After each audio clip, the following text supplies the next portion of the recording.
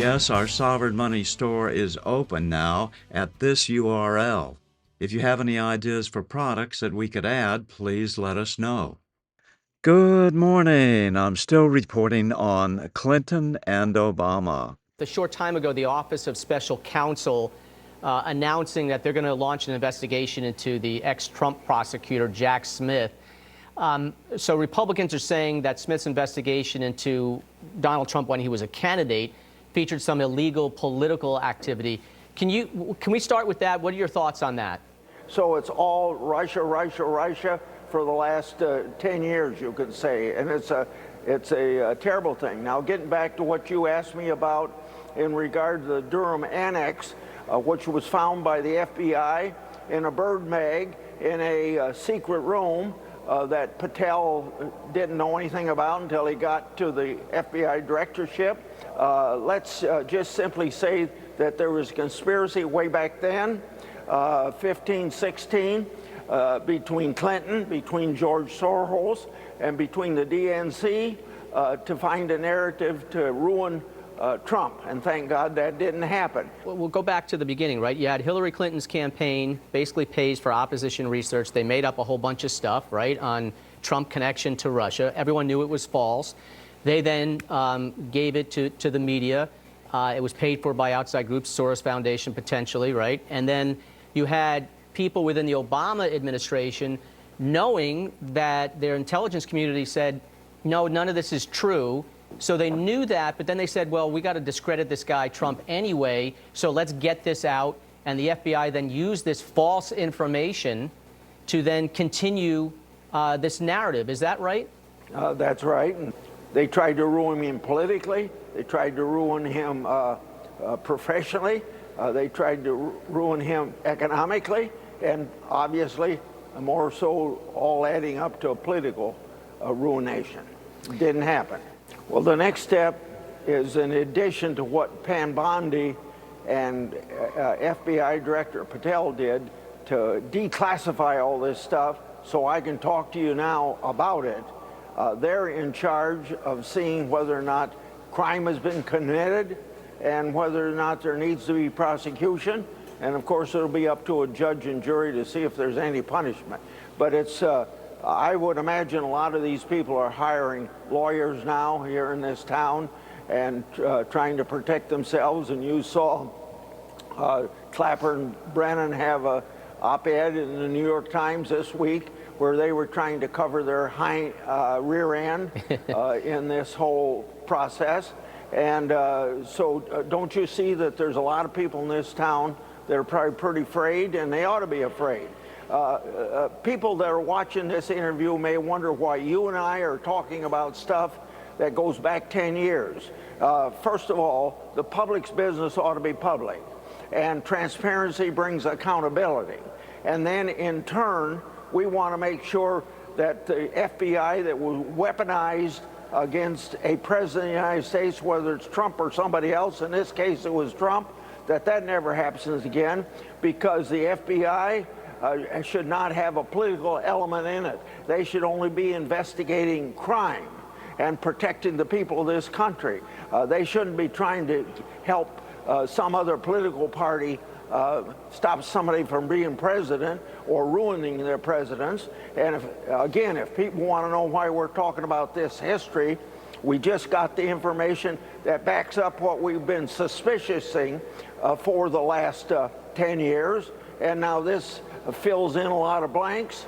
And when this information is in a burn bag in a secret room in the FBI, then you know that there's a big attempt to cover up, and the public's business ought to be public, and we got to stop this covering up, and we got to stop the weaponization of the FBI against political opponents. Our breaking news today, the U.S. Office of Special Counsel saying it has opened an investigation into former Special Counsel Jack Smith for potential violations of the Hatch Act that prohibits certain political activity by government officials. This coming just days after Missouri Senator Josh Hawley requested the office to investigate Smith for, quote, unprecedented interference in the 2024 election. Wow. Crime of the century, the Obamagate scandal. It continues to unfold. This week, Senator Chuck Grassley releasing another major bombshell that we all kind of suspected anyway. The Hillary Clinton's 2016 campaign devised a pathetic scheme falsely tying Donald Trump to Russia, trying to make him like he's some sort of Russian agent and using the FBI to spread the false narrative. And the kicker, the clincher, the FBI knew all about this plan all along. Starting in March of 2016, before Trump was even the Republican nominee, the Democratic National Committee became aware that Obama was looking to scuttle any investigation into Hillary's email server. Most of the media glosses over the first step in this Russia hoax process. It all started when Hillary Clinton's unencrypted, totally open bathroom server was discovered running classified information, a complete national security violation. The server issue emerged on March 2, 2015, during Obama's second term as president, when the New York Times reported that Clinton used a private email setup at her Chappaqua, New York home during her 2009 to 2013 tenure as Secretary of State. This sparked security questions that led to a House Benghazi Committee subpoena on March 4, 2015. And an FBI investigation launched in July 2015. There was no legitimate explanation for it, and the security clearances of everyone involved should have immediately been permanently revoked.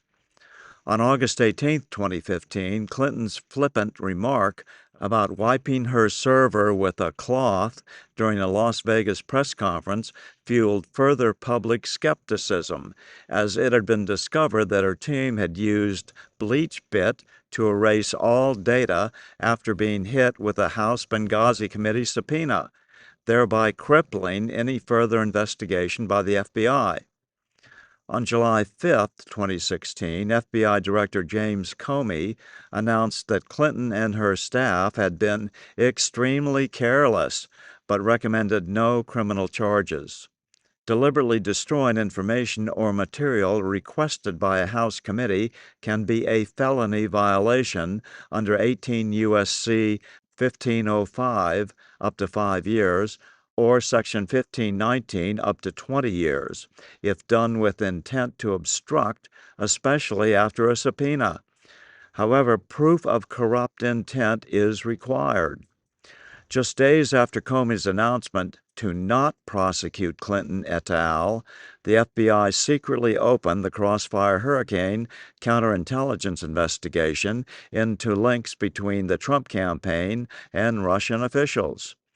This was obviously implemented to try to cripple Trump, who was already campaigning hard for the 2016 election, which he eventually won and went on to serve as president from January 20th, 2017 to January 20th, 2021. However, Crossfire Hurricane turned out to be merely an FBI and CIA disinformation gambit made up to smear Trump. It included the so-called Steele dossier, which proved to be made-up fiction in 2025 when CIA Director John Ratcliffe declassified the information that agency had held in secret for more than 8 years. President Trump joined Newsmax's Rob Finnerty and weighed in on what Hillary should expect coming next. If you remember, I was at a rally, and it was after the election, and they said, lock her up, and I said, no, look, we won, just relax. And I didn't do what other people would have done, what they would have done. And then they went after me, and they meant it. I said, you know, it's amazing. I always felt that you shouldn't be doing this stuff, and I let Hillary off the hook. I totally left her off the hook. And then I let her off the hook for what? And then I come in, and they did the same thing to me. The difference is they actually meant it. And they hurt a lot of people, and it was all a hoax. And now they have it in black and white. No, I think they should pay a price. It could be the biggest scandal in the history of our country, but it continues onward. And that continues onward. You know, that scandal has continued from the beginning. They have everything they do is a hoax. They're no good at anything other than some forms of nasty politics. Joining us now to talk about this and more, Alabama Senator Tommy Tuberville. Senator, thank you so much for joining us. What do you think about what the president just said there? To Rob Finnerty, will Hillary Clinton, Barack Obama, these people, you know, they're these elites. They think they're untouchable. Will they ever face accountability, sir? Well, they all should go to jail, at least be indicted.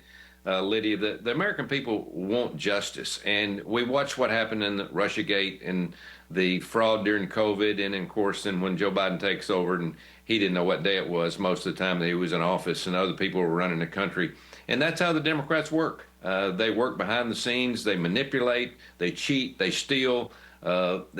It's amazing to me. I've been up here going on 5 years, and I'm just shocked at how crooked this place is, with the Democrats every step of the way trying to manipulate the American people and the American people's money. What do you think about the fact that the media is still playing cover for the Democrat Party? The fact that they use this whole false narrative trying to make Trump into some sort of Russian agent to distract from her email scandal. They use the cooperation of the intel agencies. I mean, the dominoes, they fall is staggering. We're talking about corruption at the highest levels of government, and you've got media outlets that are not covering it, and you also have Democrat leaders saying, oh, it's just a conspiracy theory. Lydia, they're complicit with this. They're knee-deep. They know that if they agree with any of this, that they will also be brought down. And again, if it wasn't for the legacy media, it would have not made first base. If they'd done their journalistic duty, we would have a better country today than we have. President Trump's doing the best he can to dig us out of this deep hole. But as you said, the legacy media, they're going to block, they're going to lie, they're going to do everything they possibly can to bring Donald Trump down before they all are brought to justice. And again, they want a different America at the end of the day. And it took me a while to figure that. They want a different America. They don't want the America that is free and goes by Constitution. They want a socialist country. We're not going to give it to them. We're not going to quit. We're going to fight back, and President Trump's the leader of that party. Yeah, the haves and the have-nots. Now, President Trump also says that the scandal, as we know, goes all the way to the top. We're talking Barack Obama, that he is the mastermind behind all of this. Take a listen to this, sir. We have it cold. He has it in writing. It's all he said. You could almost say that he was almost more the mastermind. He heard what she was doing, and then he approved it. And when you and not only approved it, he approved it and pushed it. And they knew it was fake. They knew the Russia thing was fake. I'm not great with Russia. I was tougher on Russia. Don't forget the pipeline. I was the one that ended the Russian pipeline. Nobody ever even knew they were building a pipeline. I ended it. So, and when Biden came in, by the way, one of the first things he did was approve it. I had it ended. Now, that was the biggest economic development job they've ever done. That was going to all over Europe, and I ended it. No, I was the opposite. And I'll tell you what, for that to have gone on, it's one of the great scandals, I think, in the history of our country. I know it is. Barack Obama, and then we're also this breaking news about Jack Smith, that he's being investigated for alleged illegal political activity. What do you think about this? I mean, are the Democrats this much of sore losers that they're willing to subvert our democracy, to throw away, rip up the Constitution to get what they want? That they were willing to they wanted to put President Trump behind bars because they were so afraid of him draining the swamp. He's such a threat to the deep state that this is what they were doing. This is such a collusion at the highest levels of government. Do you think, again, I'm asking, Barack Obama, what should happen to him? What should happen to Jack Smith, sir?